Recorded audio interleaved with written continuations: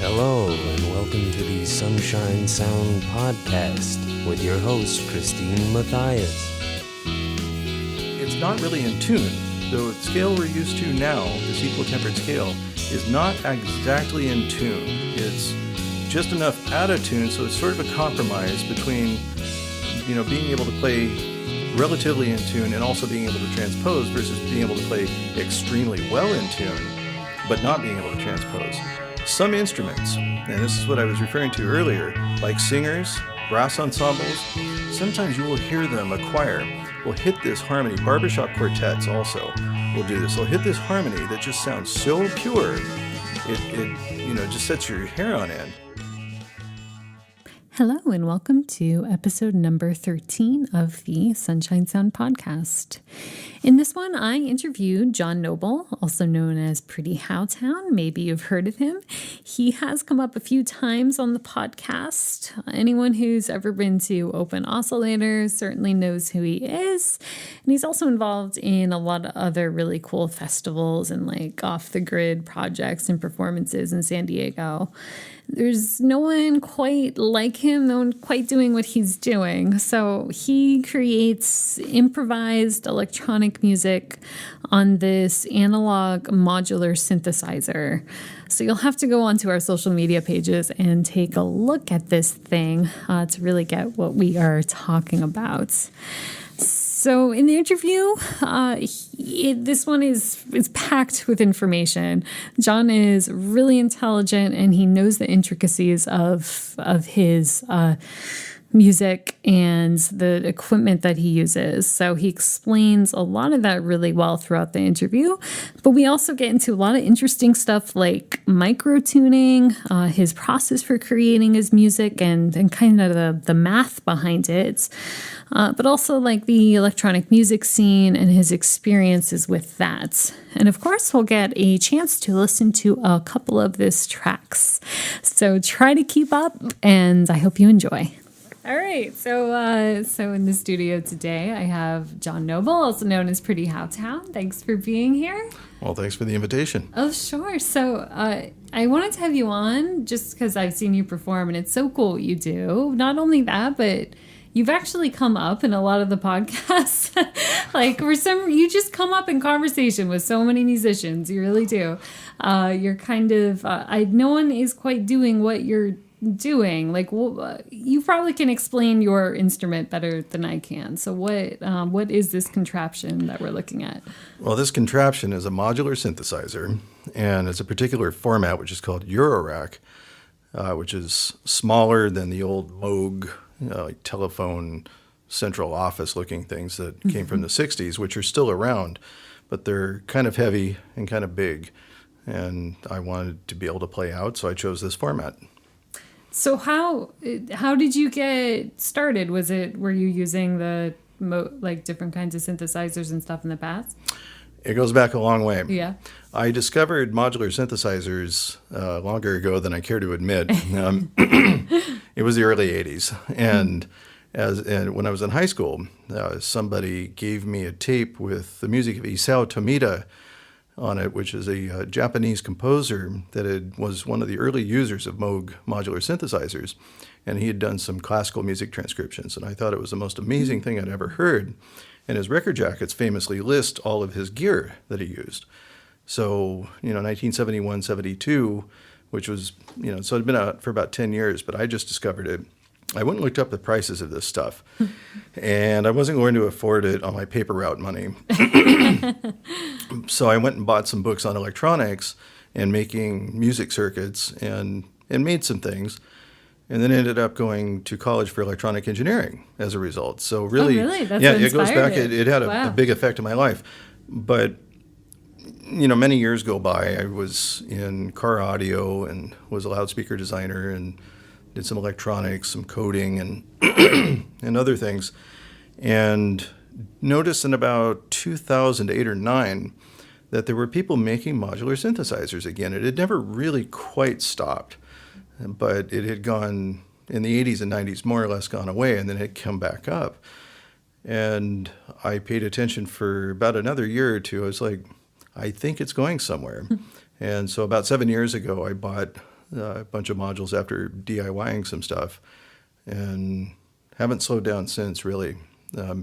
But yeah, it's a long story. It's probably 1981 or two. Yeah. It looks so complicated. Like I kind of like, do you need to have that kind of background to figure out how to use this machine you have? I don't think so. I think it helps some people to have a technical background. I think it might be an obstacle to some other people because they get so wrapped up in the technology that they forget to make music. And so Wendy Carlos was a composer and not a super technical person, and did the groundbreaking albums with the original Moog synthesizers. The same thing for most of the really successful people were not from engineering backgrounds. It was more composition. So I think it might be kind of an obstacle. Sometimes I obsess over the engineering behind it and forget to make music.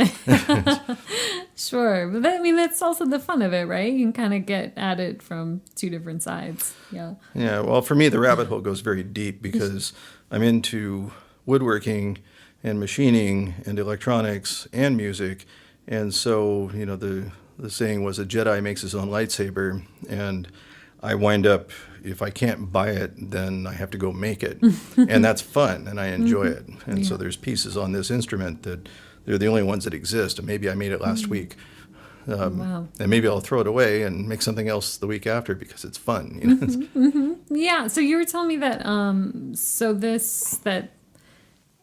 I don't really understand the different pieces of this instrument. So there's you're talking about the core of it is something that who did you get that from? Well, they come from a variety of sources. Probably should back up. The reason they call it a modular synthesizer is because there are modules that perform specific functions and you can mix and match them.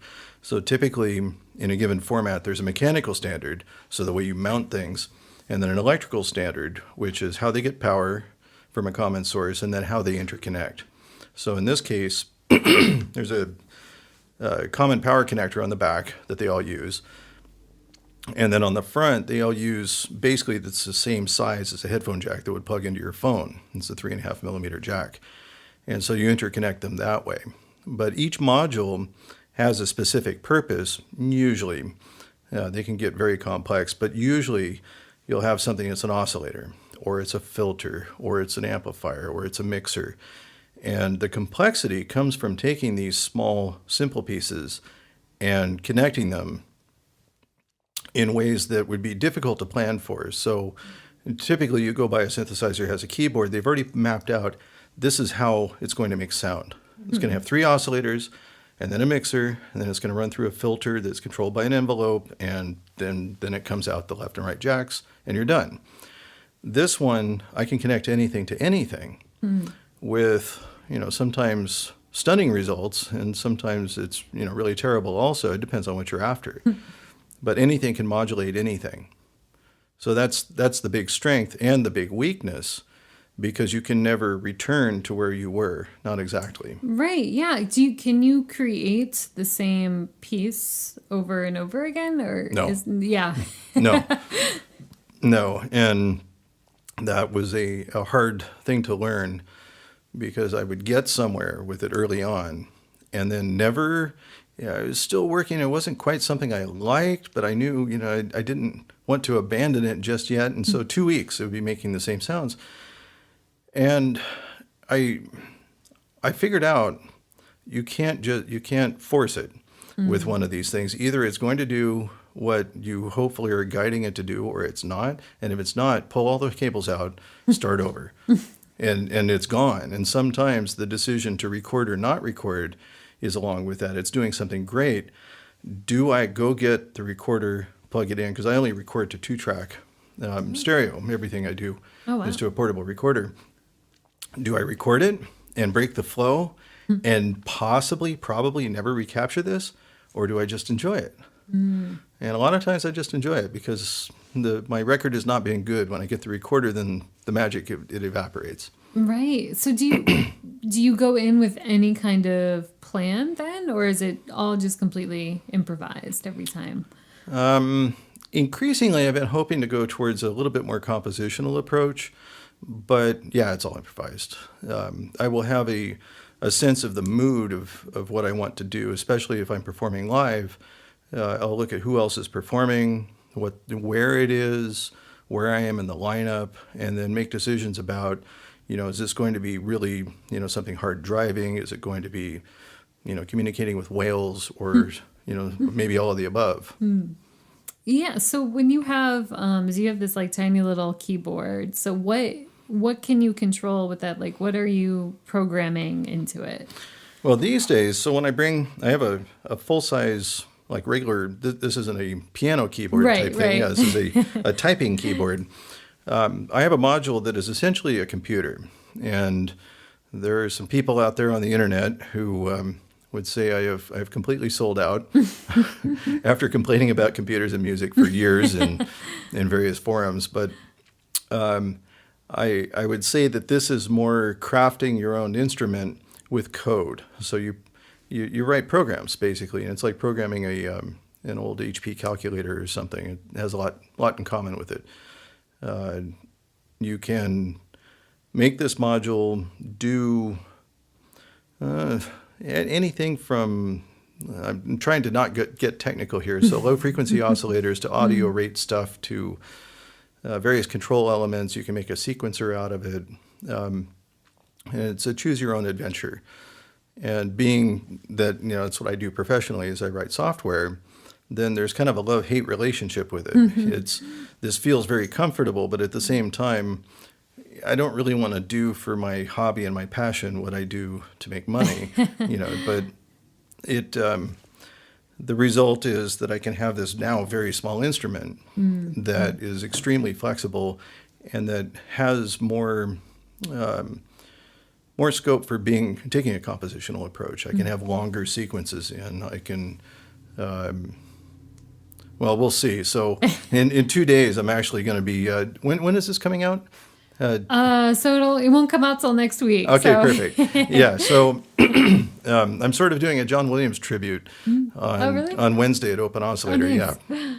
And the reason why is because the solo movie is coming out. Opening day is officially Friday, but I will be at a video shoot with a friend of mine who's shooting a video for his album on Friday, so I'm going Thursday. But 41 years to the day, Friday was the release of Star Wars. Opening night, and that's what I was there. Oh, really? Yeah, so it's my 10th opening night. Wow. So I'm doing my first cover set. I've never done cover. Well, I sort of did on May the 4th. There was a jazz thing that I opened for, and I used some of what I'm going to use at Open Oscillator. But so I can do that, which I could not have done before. So you could do. I can't even imagine you doing a cover. I mean, it's going to be your very unique version of a cover. Yeah, you'll recognize stuff in there if you're there, but I don't. It's definitely not a straight ahead cover, but a tribute to. But I couldn't really have done that before with analog sequencing approaches, or you'd have to have, a sequencer the size of this room or something to be able to do it. So where does like the melody come in if you're trying to get across a certain melody? Because I don't understand how you would have like notes. Well, it depends. So to rewind to how it was done in the old days, you had a series of knobs and you twist them until you get the voltage you want that controls the oscillator that results in the pitch you want. And then there's other expressive elements. So how loud it is, the duration, the timing, and everything else can be done with traditional techniques pretty accurately if you have a lot of practice. And that's how I've done most of my performances, and actually most of the recordings too, is just turning knobs. Wow, it's so strange to me to think of affecting the pitch with a knob. Yeah. Yeah. After a while you get used to it. I play piano, and I've played piano for a long time. And I play guitar and it's been a while, but I still play sax a little bit and played a lot of brass instruments. And this feels as much like an instrument as any of the rest of them, with the exception of you feel more like you're a step up. You're more the conductor rather than the player. It's somewhere between conducting and playing. And So who's playing?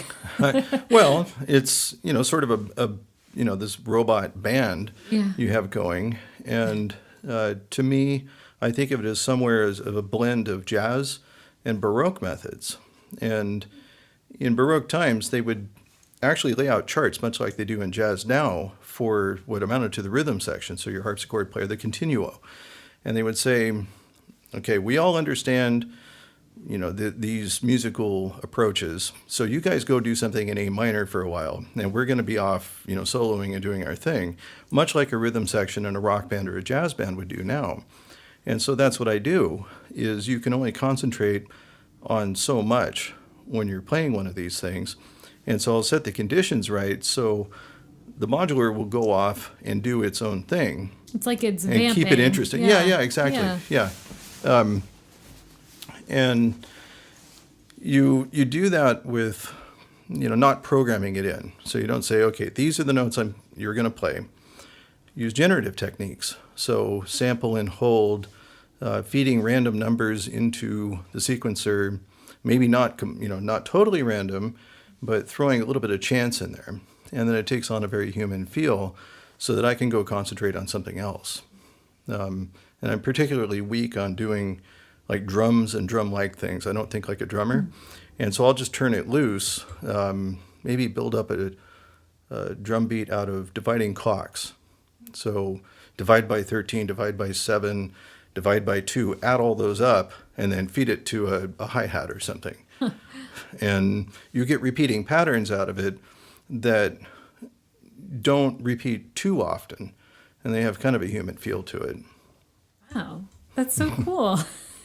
That's such a different way of thinking how to compose music than like sitting down with a guitar. And so as someone who plays other instruments, have you written music on other instruments? You said you've played other instruments, but well, how does it feel different to write music this way? I don't write music. Oh, okay. It took me a really long time to figure out that I am not a composer. And I wasted decades learning this. I mean, you figure, with electronic instruments, you have so much control that, I can script everything. And, especially with computers coming along, you can load up nearly infinite number of sounds and have complete control over it. And it seemed like the ideal thing, but I don't know. I wasted a lot of time with Reason, a number of other programs who I can't even remember, and decided, no, I'm a player because I do the same thing on guitar. I do the same thing on piano. Sax, I'm a little bit more of a sheet music reader, but still it's all improvisational. And, I know a few show pieces on each thing and, a little rock and roll on the guitar or whatever, but mostly improvisational. And so this became the same thing. Yeah. No, I think it's good as a musician to figure out what you're good at and what you enjoy, more importantly. Especially what you're not good at. Yeah. Yeah, definitely. So I think it'll help to provide some context to take a break, and I'm going to play one of your songs. Let's take a listen to Westbound.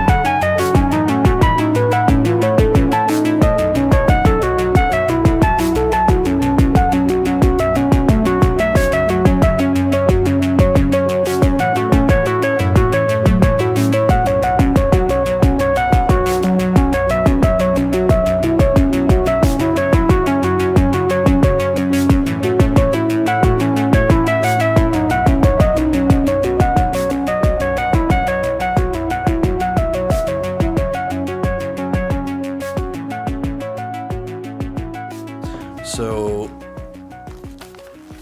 Westbound, Yeah. that we just listened to, Yes.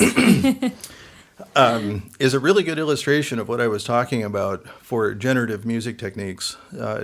There's a programmed bass line in it that just kind of repeats, a rhythm figure that repeats through the whole song.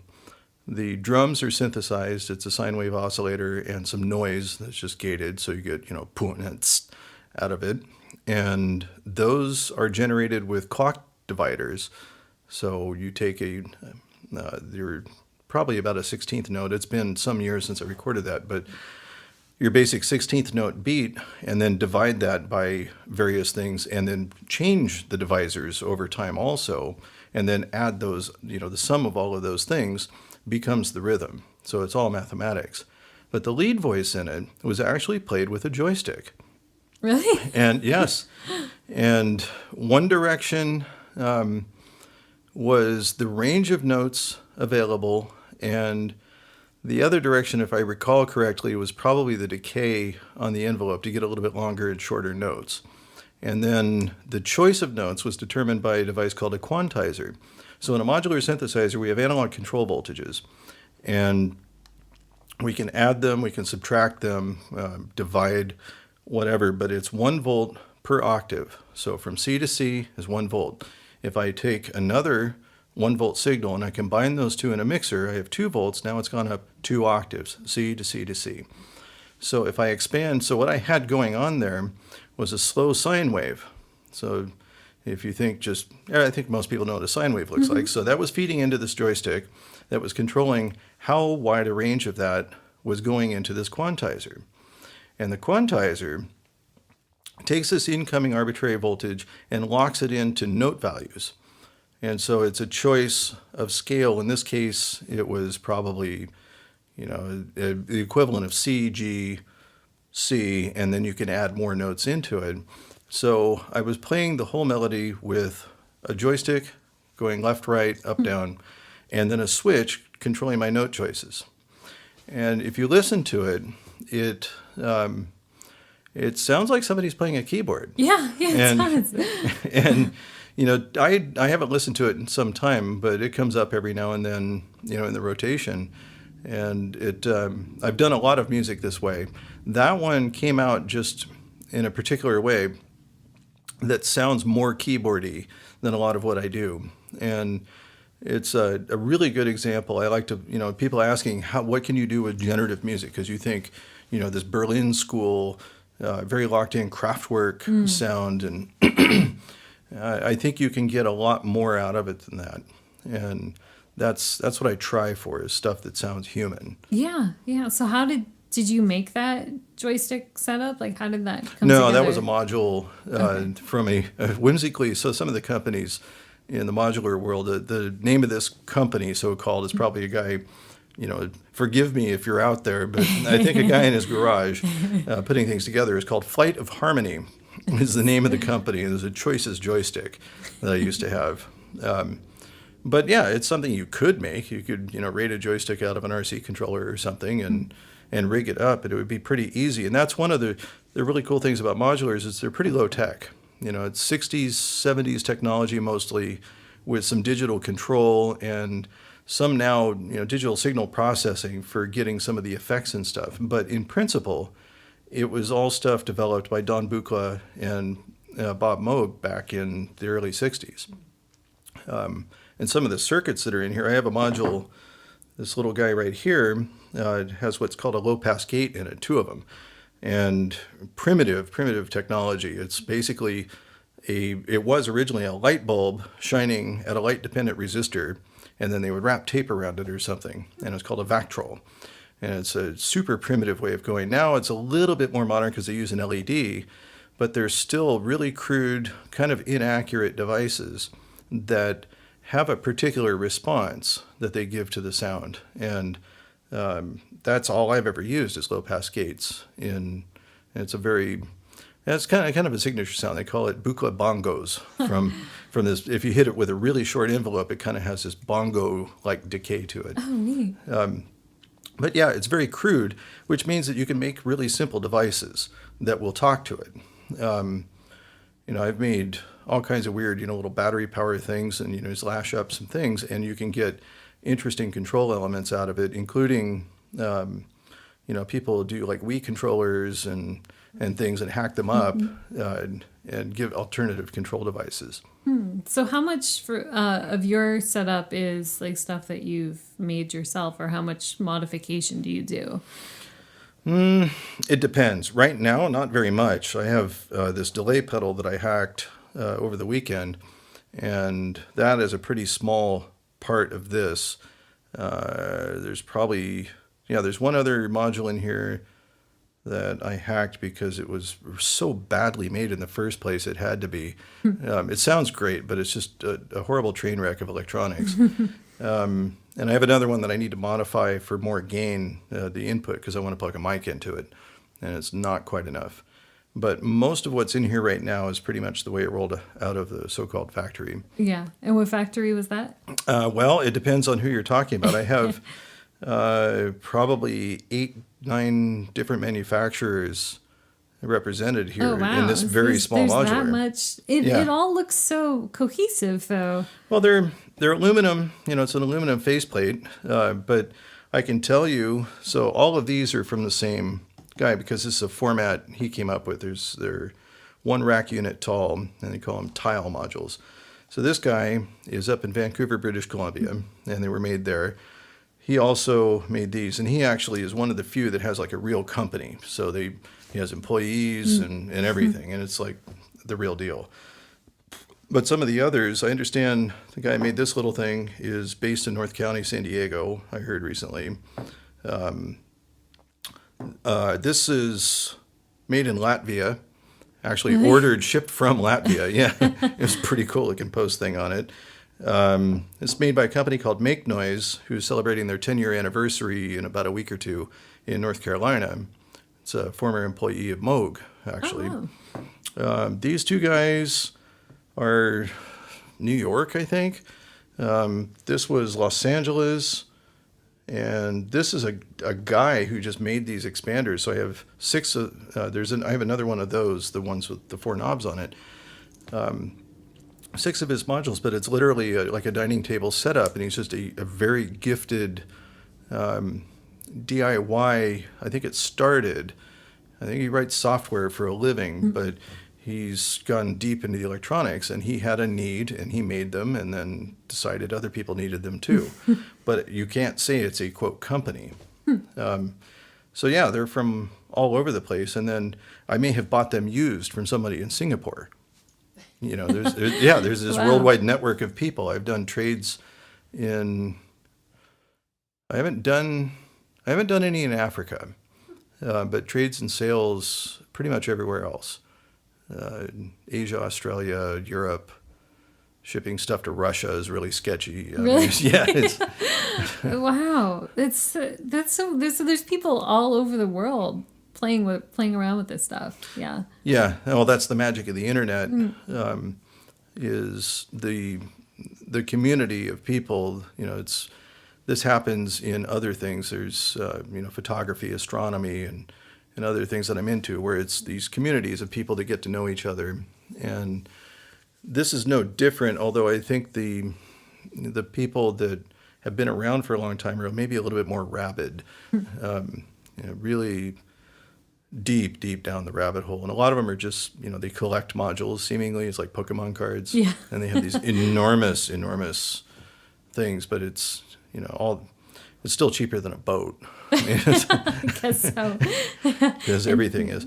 But yeah, and so the cross-pollination, which has enabled a lot of people with the skills and interest to get a crash course in what has gone before them technologically, and to also give them the means to produce them cheaply with contract manufacturing.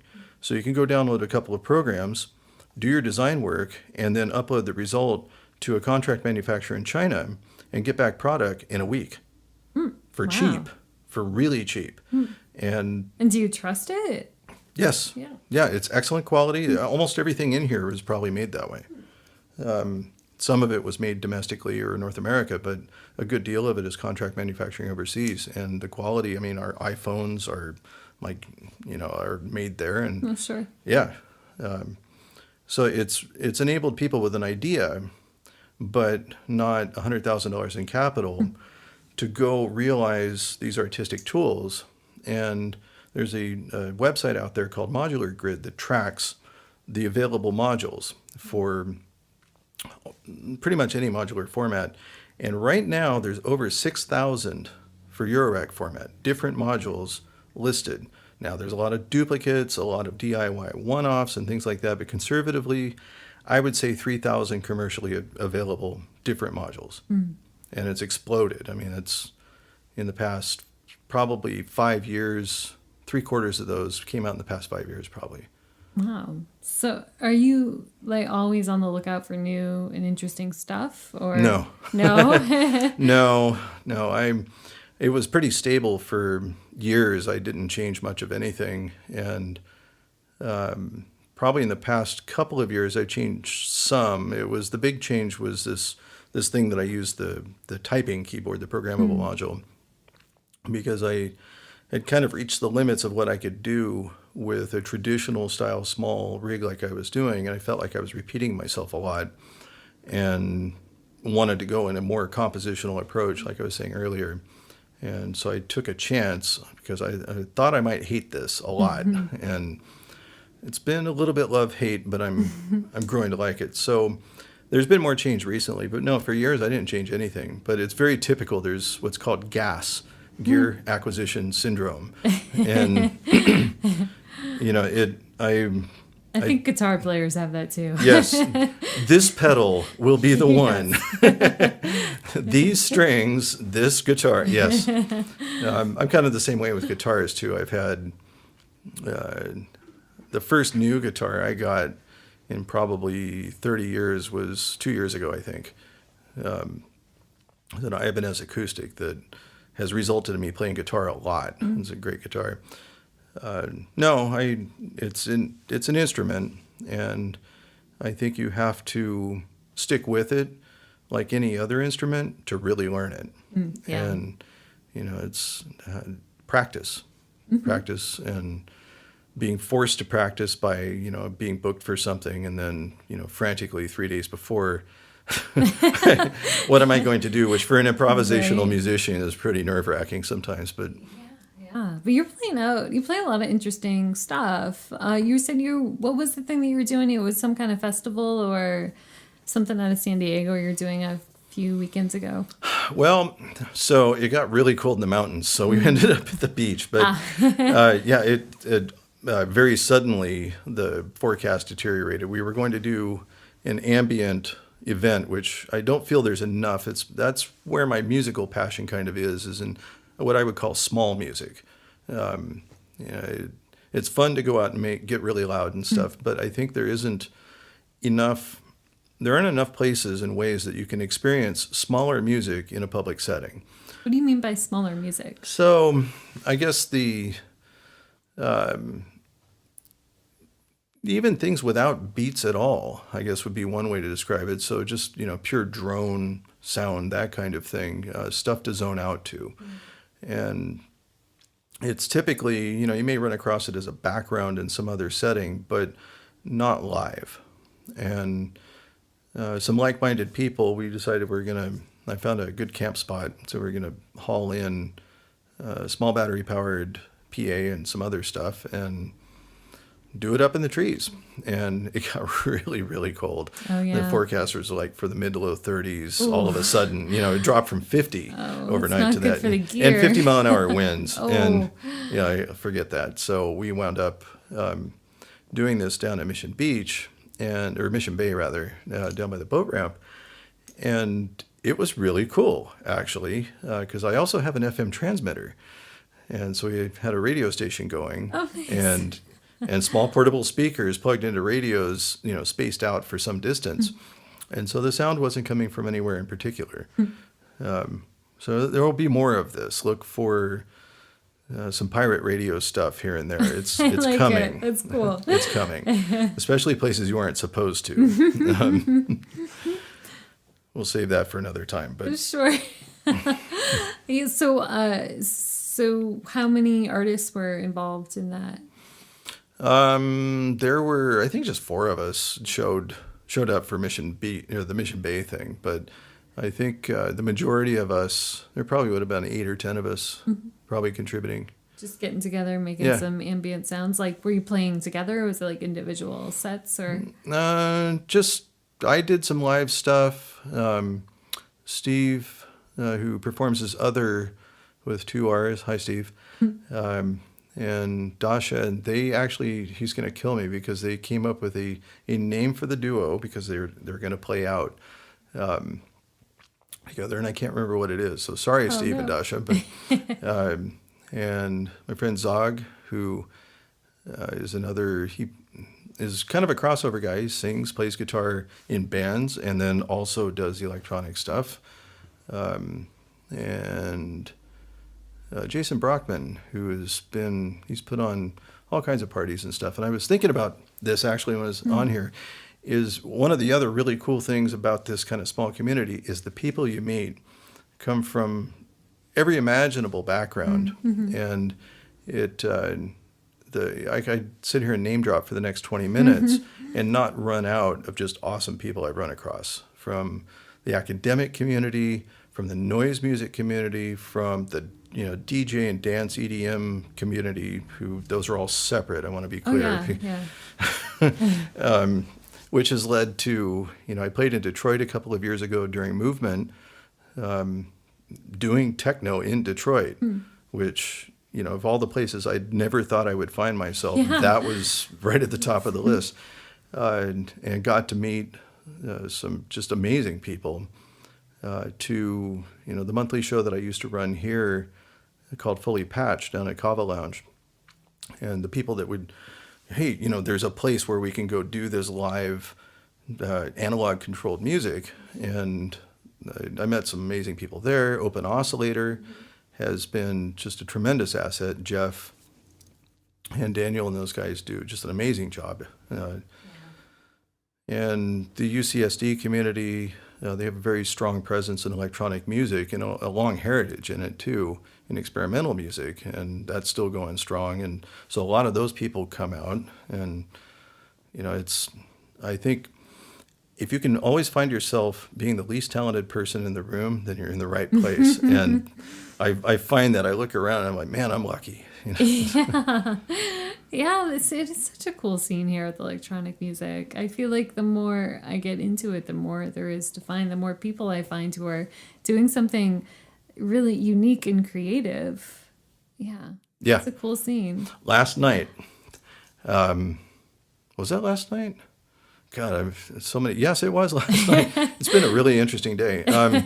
Last night, I met a guy who was Harry Parch's assistant back in the 1960s. And Harry Parch was one of the original proponents of microtonal music, famously made some really big complex instruments in the 30s and 40s, and then wound up at UCSD shortly after the university was founded, and is pretty famous in experimental music circles. And there's scales named after him. Famously, there's a 43-tone Harry Parch scale. And 43 tones? 43 tones. Wow, so I have to there's look 12 in our normal scale that we're used to. So yeah, 43-tone scale. And his assistant, who is still here in San Diego and has worked in and around this kind of music since the 60s.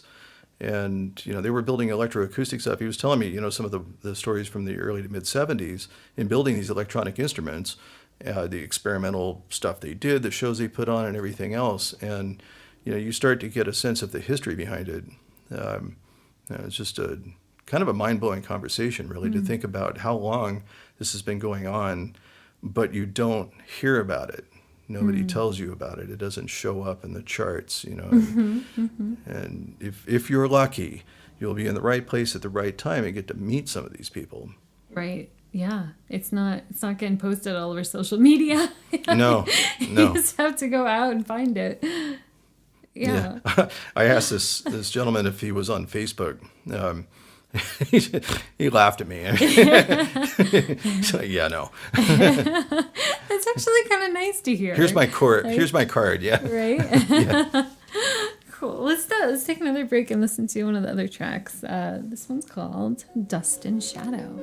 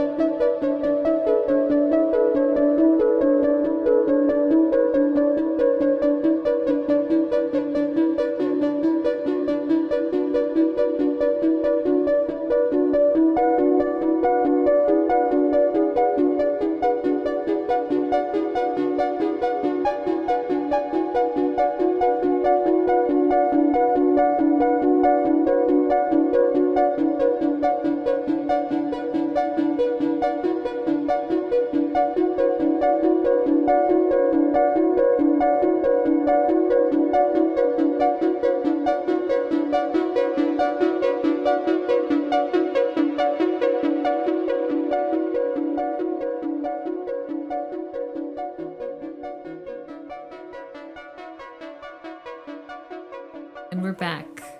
That's a cool track. Tell me about it. Well, that one is the opposite of what we played before. This was actually just traditional 8-step analog sequencer. So we have 8 steps. There's a lot of delay in it, so it's delaying it by probably 2 or 3 steps, I don't know. But that's what makes it sound like there are chords. But there's one note playing, and it's playing every single step, and I'm turning knobs. So I'm programming, I'm playing it. The difference, if you didn't know to listen for it, is that it's actually microtonal. It's using an Indian scale. I think it was called Sa Grama or something. I found on the archive for microtonal music, and I built a microtonal quantizer. So what exactly does microtonal mean? So microtonal, in Western music, we have what now has pretty much been settled since the about 1750 or so, that we're all going to use the 12-tone equal tempered scale. So there's an equal division between each of the 12 notes on, let's say, a piano keyboard. And in systems that have been used previously, if you played something, if you tuned, let's say, in C, then as long as you stayed in C, it was very in tune. And you have these harmonies that I'll get to in a second what the difference is. But the further that you got away from that key, the more out of tune it would get until it was completely unacceptable to play in, I don't know exactly, but probably like B flat or something. It would be so out of tune that you couldn't do it. And so you couldn't do things that we take for granted now, which is to transpose. You can play the same thing in a different key, and it will be higher or lower, but the harmonies and dissonances will remain the same, more or less. And so we all agreed on this, and that was common convention, and that's how we've been making music in the West ever since. Well, not everywhere. So if you go to the Middle East, you will encounter different musical traditions. So some of the Arabic scales with these quarter tones or smaller, these little lilts that are characteristically Eastern, make you instantly think, oh, this is Eastern music. Although the blues depends on quarter tones too. So there's in between so it's a quarter tone. A full tone is 2 keys on a piano. So if you go from a white key to a black key, that's a half step. And a lot of the blues stuff, some of the Arabic music traditions will use a tone that is in between. So it's a quarter tone instead of a half tone, which is from one key to the next.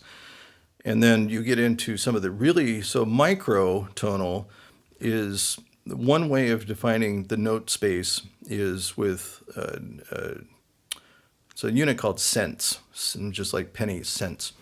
And there are 1,200 cents in one octave. And so if you have 12 tones, there's 100 cents in between each note on an equal tempered scale. So if you are doing less than 100 cents per note, then it's commonly agreed you're doing some sort of microtonal something. And so you may have the same, just 12 tones in a scale, but it may be that the distribution where the notes are is unequal.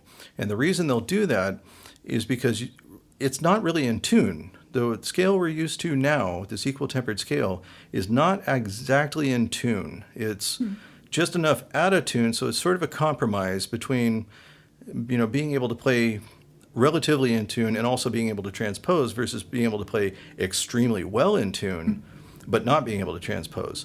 Some instruments, and this is what I was referring to earlier, like singers, brass ensembles, sometimes you will hear them, a choir, will hit this harmony. Barbershop quartets also will do this. They'll hit this harmony that just sounds so pure, it just sets your hair on end. And the reason why is because they're not doing this equal tempered thing. They're doing some variation on just intonation, which is the perfect intervals of harmony. And the reason they can do that is because unlike with a piano, they can change the pitch just by ear. So next time you listen to a choir, or usually brass ensembles will be the same way, not so much with woodwinds.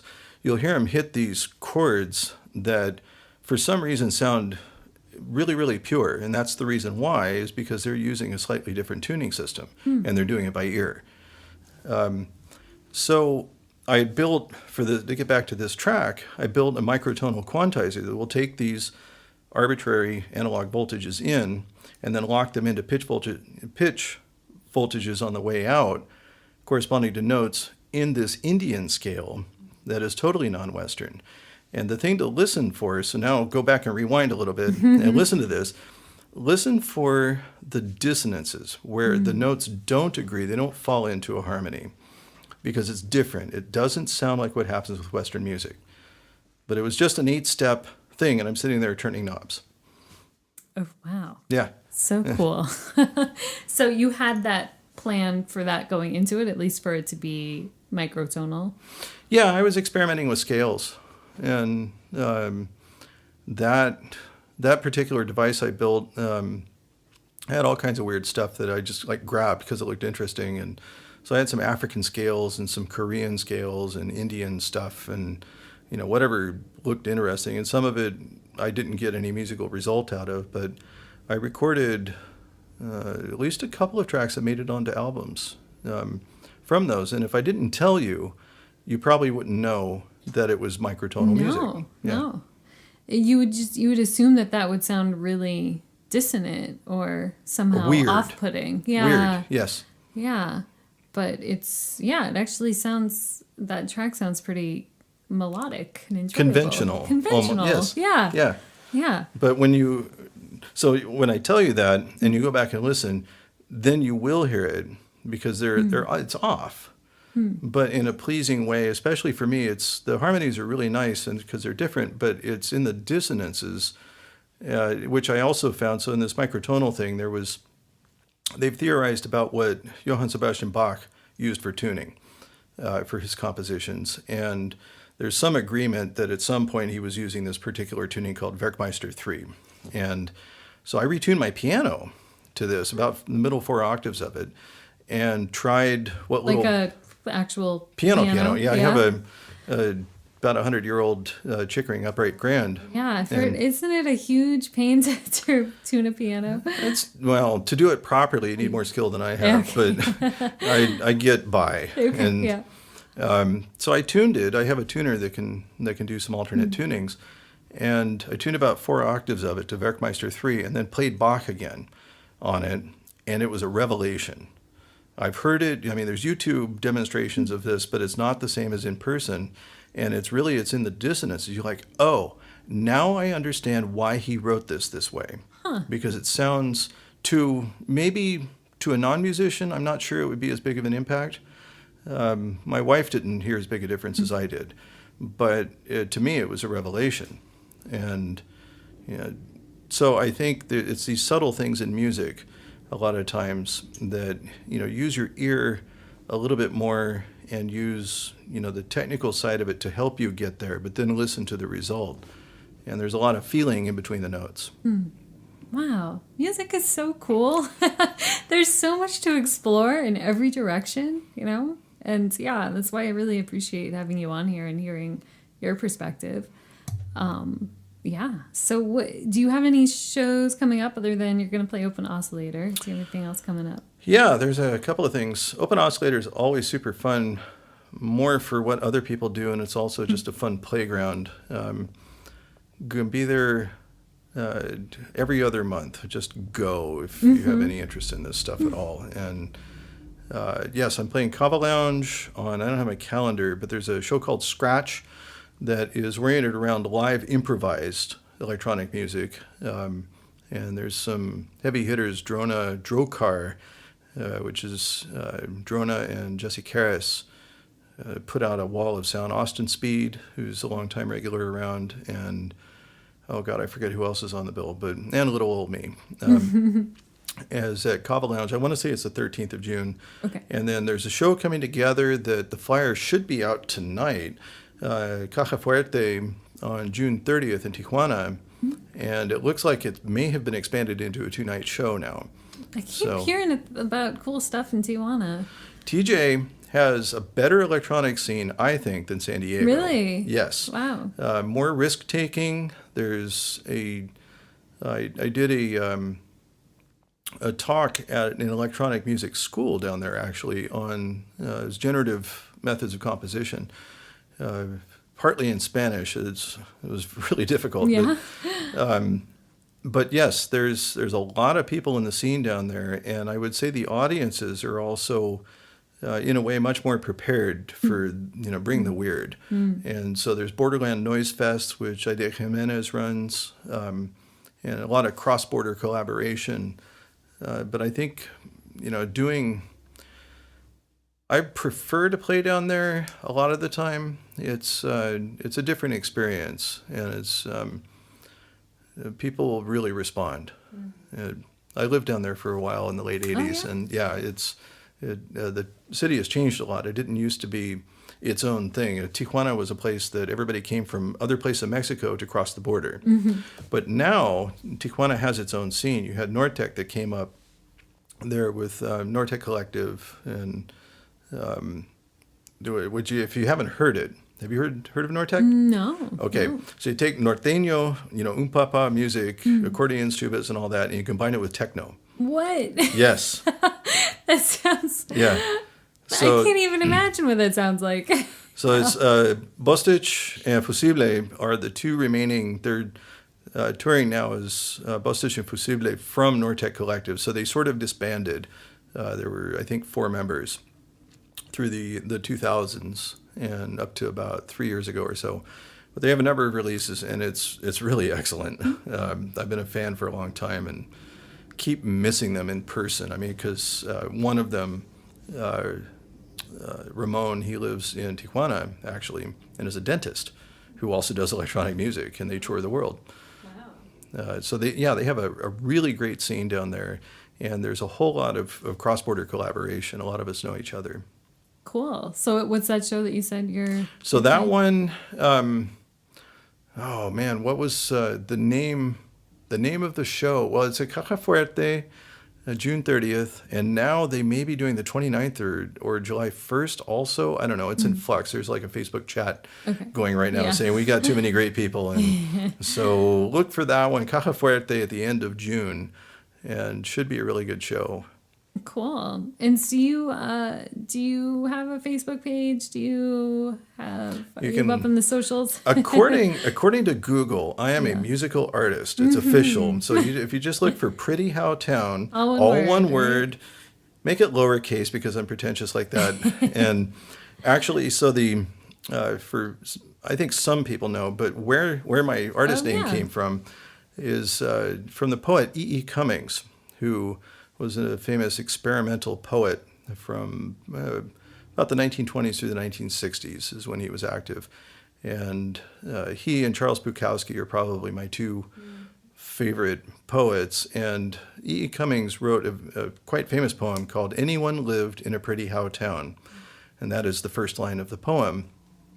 And it had a big impact on me. I ran across it. It was one of the few things that came out of English class in high school that really stuck with me.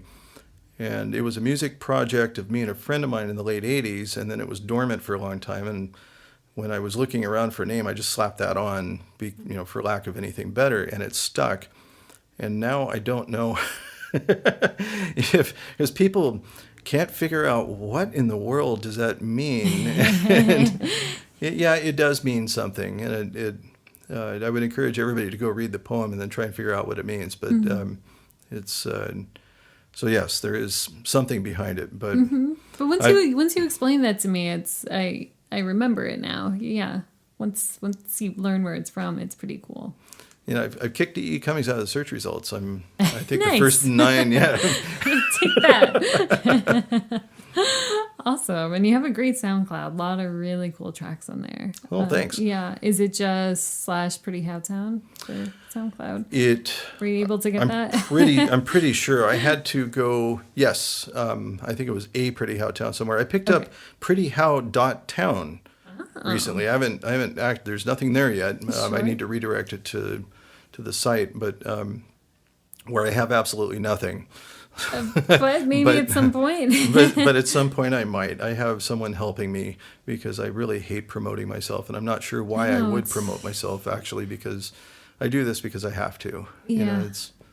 I managed to get signed to an indie label that was my favorite net label. Oh yeah. And going back to 2003, and they.